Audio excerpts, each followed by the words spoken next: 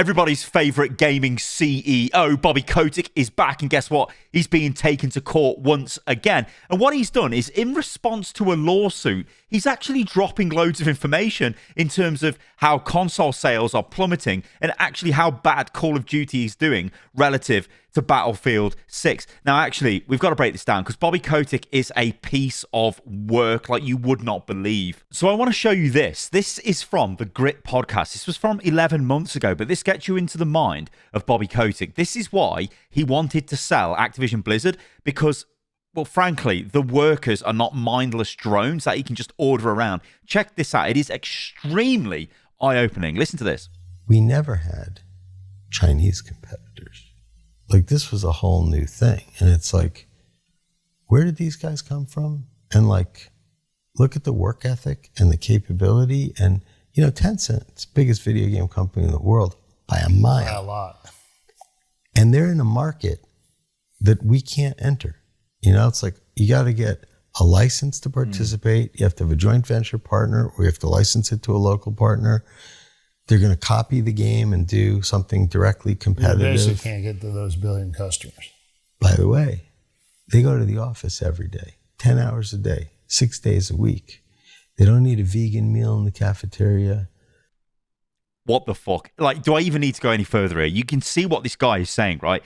He's saying you can't compete with China because they've got more work ethic, which I think in his head is just, you're in the office more, you're doing 10 hours a day. China works on 996. I'm not saying every company in China works on that, but it's basically 9 a.m. to 9 p.m., 6 days a week. It seems like Bobby's seen this and thought, well, why can't my Californian devs do this? That's what I want them to do. And by the way, I'm also connecting in my head here, this is as if I was Bobby Kotick, I'm saying this from the point of view of, they want vegan meals as well. These guys talk too much crap. Like, get to work, eat the food we're giving you, 10 hours a day, do the job. We can't compete with these guys from China. They're like the biggest game companies in the world, Tencent, which it is by revenue, yada, yada, yada, yada, yada. It's absolutely insane, this is. This is an insane way of viewing your workforce because, of course, like, there's been absolutely incredible games that have come out that have made a ton of money, that have been very competitive, that are not made by some sort of crazy, you know, sweatshop that he seems to think he cannot possibly compete with. There is one thing with Bobby, though. It's actually kind of funny because imagine if AI was around when Bobby was in charge. Everything at Activision Blizzard would be AI-led, everything, because he'd see it as the sort of great equalizer. He doesn't have the sort of work power, the staff power, I guess you could say, as these Chinese competitors, but now he can just deploy loads of AI agents. I can bet you that's what he would have done. So that's a little bit of an insight there into this guy's mind. That's how he operated, and yeah, it's absolutely not great at all. Okay, so we're going to move on to what has actually been said here, because Bobby is being taken to court. Again, he's always being taken to court. But in this, he's actually explaining or releasing like tidbits of information within his sort of defense from his legal team that is actually shining a light onto what's going on sort of in the gaming industry. It's quite interesting. So again, remember, he's a dickhead and all of that stuff. But we're going to jump over to this and check this out. So this is from IGN, although the original article is from a different website. It's from GameFile, although I'm not a subscriber. So because I'm cheap, we're just going to take it from IGN. I apologize. There's links to all this in the video description below anyway, so you guys can check it out.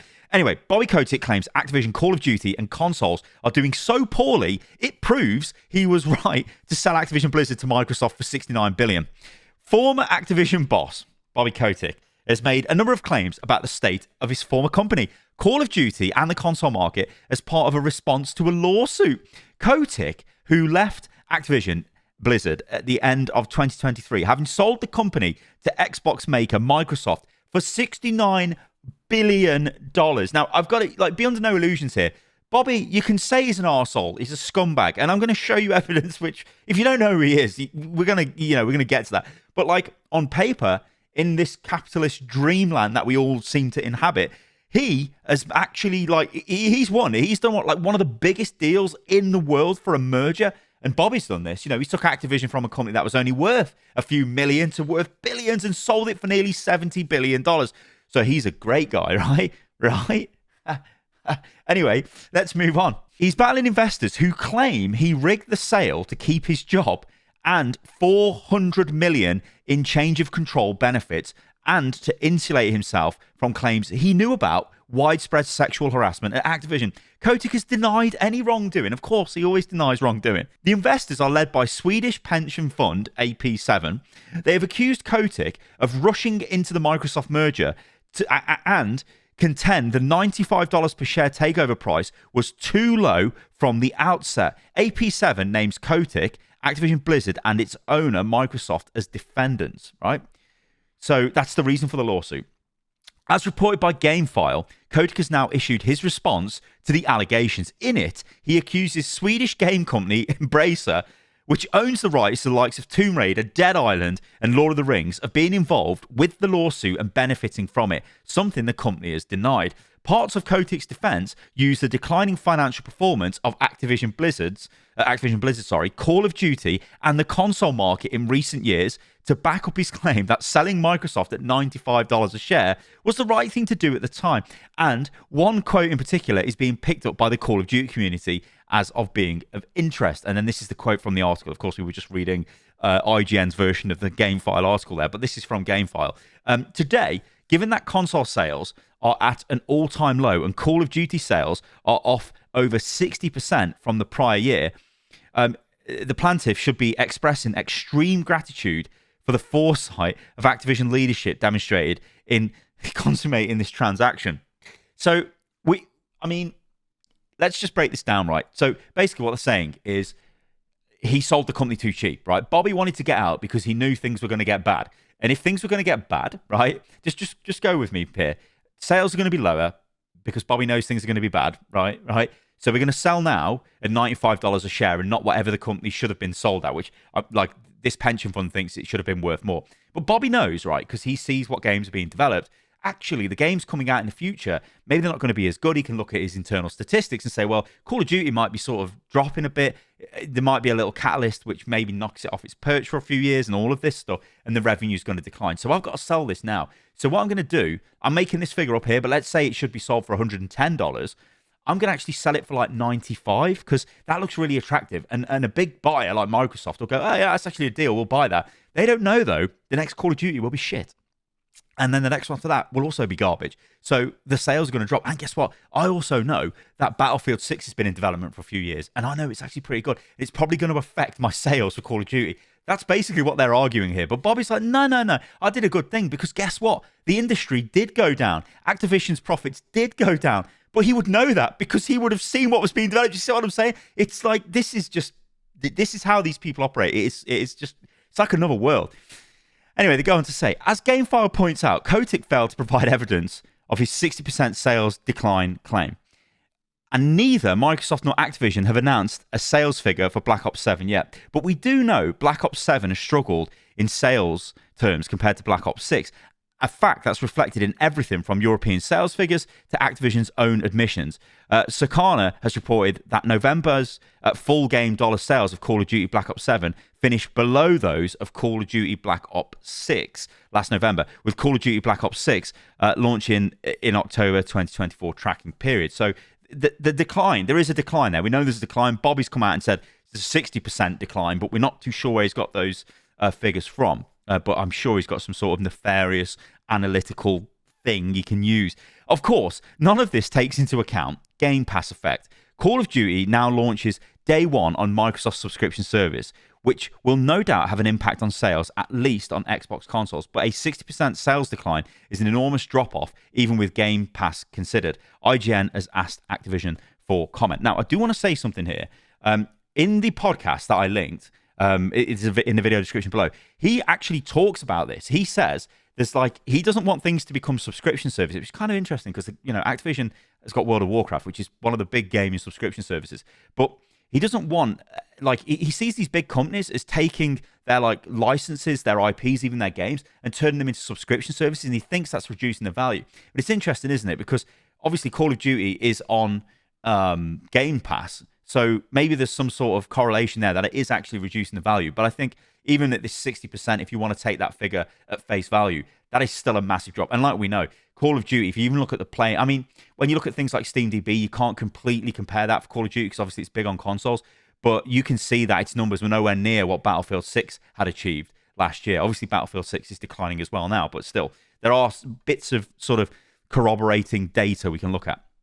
Anyway, we go on to say, there is data to back up Kotick's claim about consoles. November 2025 was shockingly terrible month for video game sales in the US. Indeed, it was the worst November in video game hardware unit sales and the worst in physical software dollar sales the US has seen since 1995. More specifically, hardware spending was down a whopping 27% year over year to $695 million, the lowest hardware spending total for November since 2005's $444 million. Even worse, unit sales reached 1.6 million, which is the lowest in November total since 1995.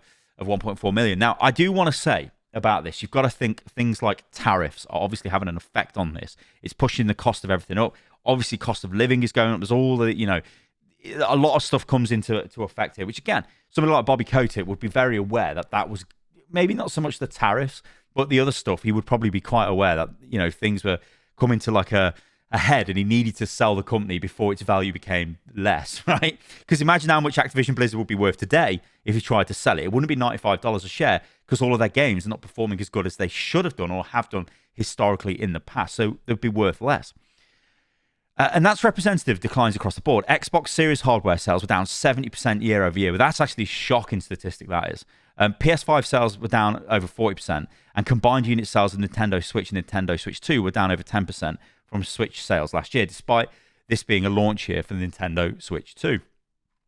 Kotick repeated his 60% claim elsewhere in his response, where he took a shot at the US Federal Trade Commission's attempt to block Microsoft Activision's Blizzard buyout. Part of the FTC's argument was that Microsoft owning Call of Duty would give it an unfair advantage in the gaming market, but Kotick insists that the struggles of Call of Duty in the face of stiff competition from the likes of Battlefield show that not to be the case. Okay, remember what I said. Bobby would have known what was being developed and the trends things were going like. So he would have known, right? It's just he would have had a very good idea that subsequent entries into the Call of Duty franchise would not perform as well, right? There is no world where he wouldn't have known that.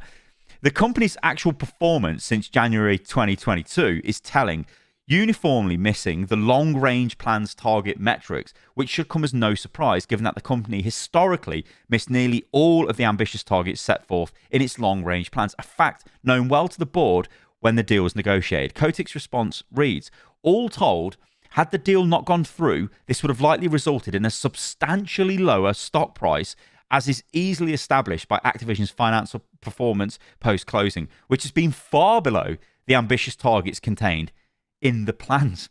Call of Duty is on track to perform over 60% below last year because of intense competition from titles like Battlefield, destroying the FTC's now defeated argument about Call of Duty's purported monopoly on the lack of competition in the first-person action game category. And then just to finish the article off, following the release of Black Ops 7, Activision announced significant changes in the Call of Duty franchise, including promising to never release back-to-back games in the same sub-brand. So Modern Warfare, Black Ops in following consecutive years. Activision released Modern Warfare 2 in 2022, Modern Warfare 3 in 2023, Black Ops 6 in 2024, and Black Ops 7 last year. Activision Blizzard expected to announce this year's Call of Duty in the summer.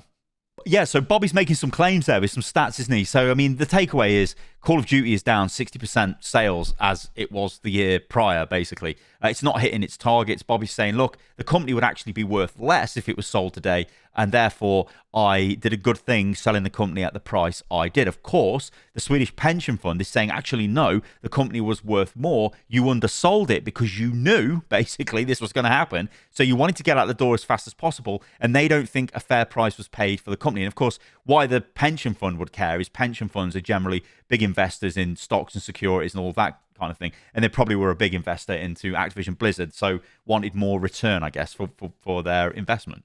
So would you like to know what Bobby's been accused of and some of Bobby's actual wrongdoings? I bet you would, because this will give you the sort of caliber of the man. I'm sure most people know this already, but whatever, just for argument's sake.